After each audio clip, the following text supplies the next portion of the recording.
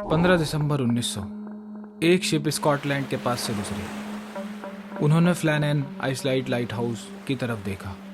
Light बंद थी। Light house बंद नहीं होती, कभी नहीं। जब रेस्क्यू टीम अंदर घुसी, टेबल सेट थी, खाना तैयार था, चेयर्स अपनी जगह थी, लेकिन 3 lighthouse keepers, Thomas Marshall, James Ducat और डोनाल्ड मैकार्थर, गायब थे।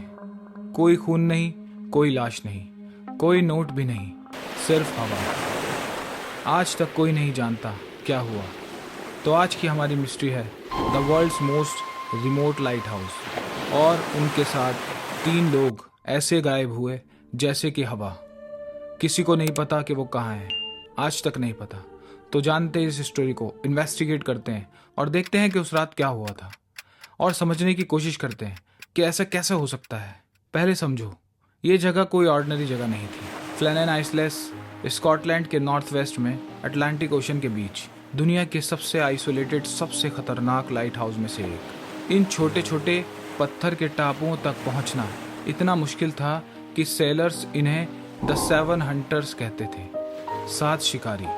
और ये शिकारी अपना शिकार कभी जाने नहीं देते। लाइट हाउस 1899 में बना था, सिर्फ 1 साल पहले। इन इवेंट से नॉर्थर्न लाइट हाउस बोर्ड ने 3 आदमियों की ड्यूटी लगाई थी, एक principal keeper, 2 assistant keeper, rotation पे अकेले, सिविलाइजेशन से दूर, सिर्फ एक दूसरे के साथ। थॉमस मार्शल एक्सपीरियंस्ड, काम, मेथोडिकल। जेम्स डुकेट सीनियर कीपर, 20 साल का एक्सपीरियंस, एक वेटरन। डोनाल्ड मैकार्थर सबसे young, substituting for a sick colleagues. वो वहां होना भी नहीं चाहिए थे, लेकिन फैट को कुछ और मंजूर था। जब दिसंबर में रेस्क्यू शिप एसएस हेस्पर्स फ्लैनेन आइसलैंड पहुंची, तो कैप्टन जिम हार्वी को कुछ स्ट्रेंज लगा।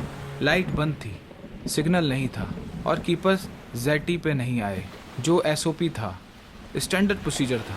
वो अंदर गए और जो मिला वो आज भी दुनिया के सबसे बड़े अनसॉल्व मिस्ट्रीज में से एक में काउंट होता है। टेबल पे खाना सेट था, एक मील हाफ फिनिश्ड, एक चेयर उल्टी पड़ी थी, जैसे कोई अचानक उठा हो।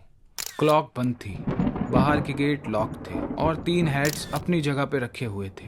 आदमी अपनी हैट छोड़ के बाहर नहीं जाते, स्पेशली अटलांटिक स्टॉर्म में नहीं। लेकिन सबसे हॉन्टिंग चीज थी लॉग बुक। कीपर्स रोज एंट्रीज करते थे, हर दिन, weather, light, status, everything. Last entry थी 15 दिसंबर 1900, और उस एंट्री में कुछ ऐसा था जो रेस्क्यू टीम के रोंगटे खड़े कर गया। मार्शल ने लिखा था, storm, Ducat silent, McArthur crying crying. यह एक 28 साल का ट्रेंड लाइट हाउस कीपर था जो रोना नहीं जानता था। क्या चीज़ इतनी भयंकर थी कि एक ग्राउंड में एक ट्रेंड प्रोफेशनल रो रहा था। अगली entry, storm still dragging, all 3 praying. 3 लोग जो रोज़ाना काम करते थे, प्रे कर रहे थे, साथ में किसी अनजानी चीज से डरते हुए। और फिर खामोशी, कोई और एंट्री नहीं, कभी नहीं। Robert Muirhead, northern lighthouse board का सुपरिटेंडेंट, और जो उसने बाहर देखा वो और भी कंफ्यूजिंग था। वेस्टर्न जेटी, जो इसलिए इम्पोर्टेंट है क्योंकि यहाँ से तूफान में वेव्स आती हैं, कंप्लीटली डैमेज थी। एक मैसिव आयरन क्रेन जो पूरे 30 फीट था, बैंट हुआ था। 100 किलो का स्टोन ब्लॉक अपनी जगह से हिल गया था। रेलिंग ब्रोकन थी। लेकिन ईस्टर्न जेटी सब ठीक, मतलब कोई इंसेन स्टॉर्म जरूर आया था, लेकिन रिकॉर्ड्स कह रहे थे 15 दिसंबर तक फ्लैनेन आइसलैंड के आसपास मेजर स्टॉर्म रिपोर्ट ही नहीं किया गया। तो फिर क्या हुआ? थ्योरी नंबर 1 देखते हैं। वेव आई थी कोई, अटलांटिक के एक rough wave unexpected massive western cliffs के से टकराया। 3 मर्द बाहर काम कर रहे थे, वेव्स ने उन्हें स्वैप कर लिया। Simple brutal final. लेकिन प्रॉब्लम है, कीपर ट्रेंड थे, वेदर देख के बाहर जाना प्रोटोकॉल के अगेंस्ट था, और तीनों एक साथ बाहर क्यों जाते? एक तो हमेशा अंदर रहता है, हमेशा। थ्योरी नंबर 2 पर आते हैं। Murder, psychological isolation.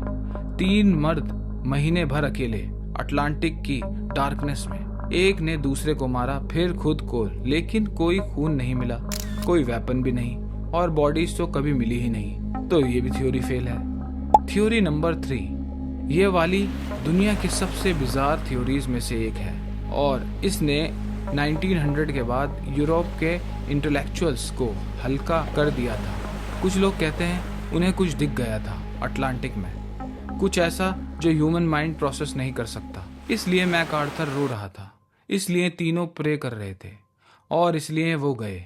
अब मैं तुम्हें वो चीज़ बताता हूँ जो हिस्ट्री बुक्स में नहीं है, जो मेन स्ट्रीम डॉक्यूमेंट्रीज स्किप कर देती हैं, जो सिर्फ उन लोगों को पता था जिन्होंने ओरिजिनल इन्वेस्टिगेशन रिपोर्ट पढ़ी है।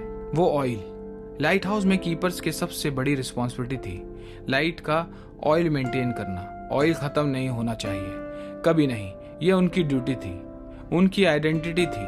जब रेस्क्यू टीम अंदर आई, ऑयल लैंप्स फुल थे, पूरी तरह फिल्ड।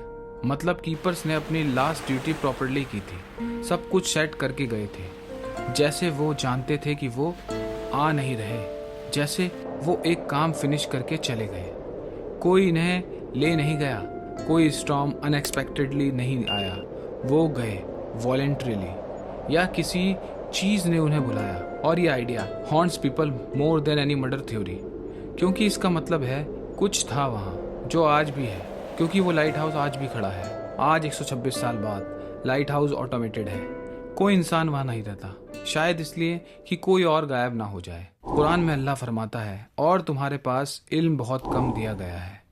हम दुनिया को कॉन्करर कर रहे हैं, रॉकेट्स मून पे भेज रहे हैं, एटॉम्स तोड़ रहे हैं, लेकिन एक छोटी सी स्कॉटिश आइसलैंड पे 1900 में इन 3 इंसान कहाँ गायब हुए, और हम आज भी नहीं जानते क्या हुआ। शायद कुछ चीज़ जाननी नहीं चाहिए, शायद कुछ राज राज ही रहने चाहिए, इसलिए कि हमें हमारी औकात याद रहे। Thomas Marshall, James Ducat, Donald McArthur. ये वीडियो कैसी लगी कमेंट में बताओ।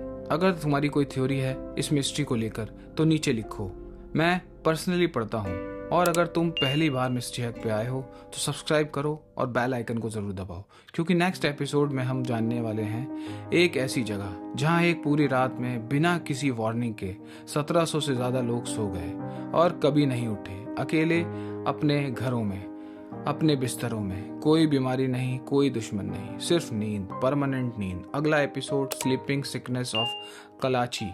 तब तक अपना ख्याल रखिए। अल्लाह हाफिज़।